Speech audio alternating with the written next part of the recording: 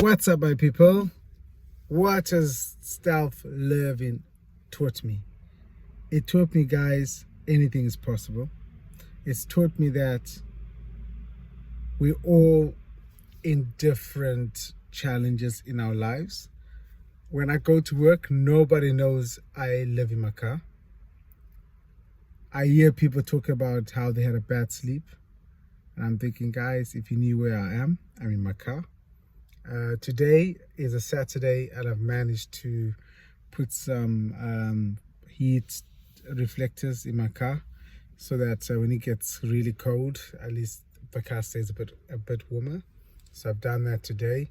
And I hear people say, oh, this, that. I'm like, man, when you sleep in your bed, I'm in my car. It's also taught me to say that be nice to people and be kind, because you don't know what people are going through behind their smiles. When I go to work and I'm smiling, nobody ever thinks to say, oh, Ivana came from a car.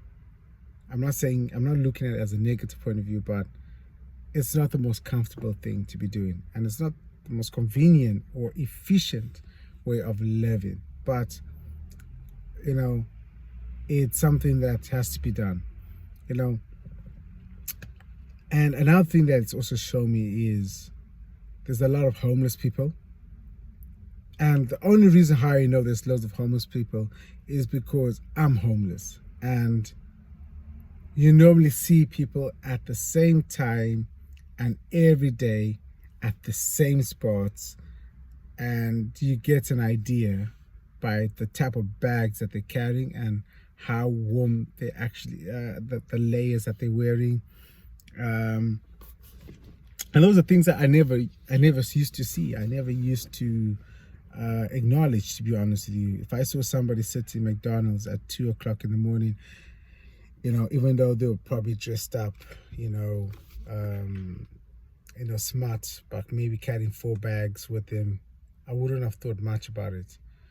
And even if I saw them 5 days in a row, I wouldn't have thought much about it. But because I'm in the situation as well, I begin to see the signs, and there is a lot of homeless people, and there is people that do have jobs just like I do, that don't take drugs, that are not going through a mental breakdown, they're not alcoholics, but just have to do things because of circumstances.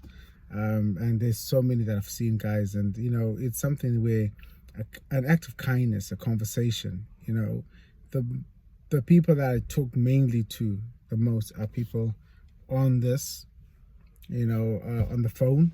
I talk to my parents, obviously my family, and I work.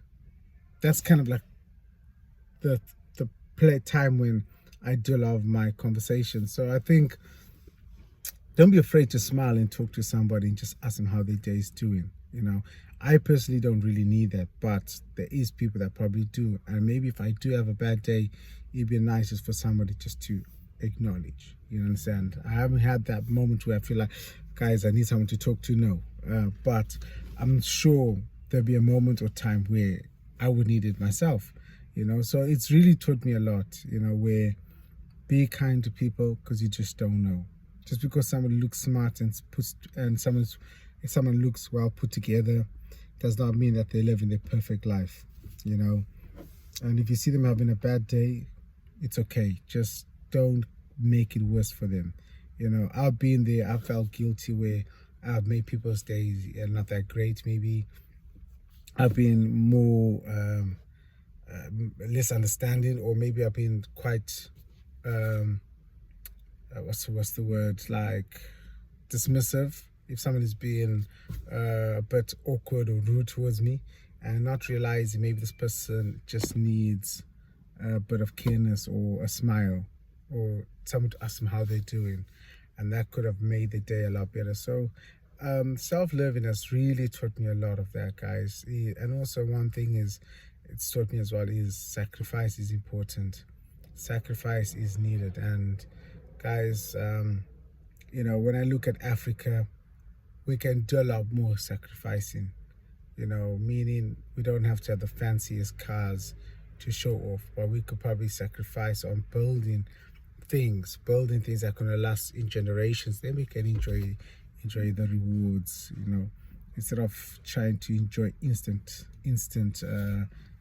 gains. Let's look at long term. That's what it's taught me.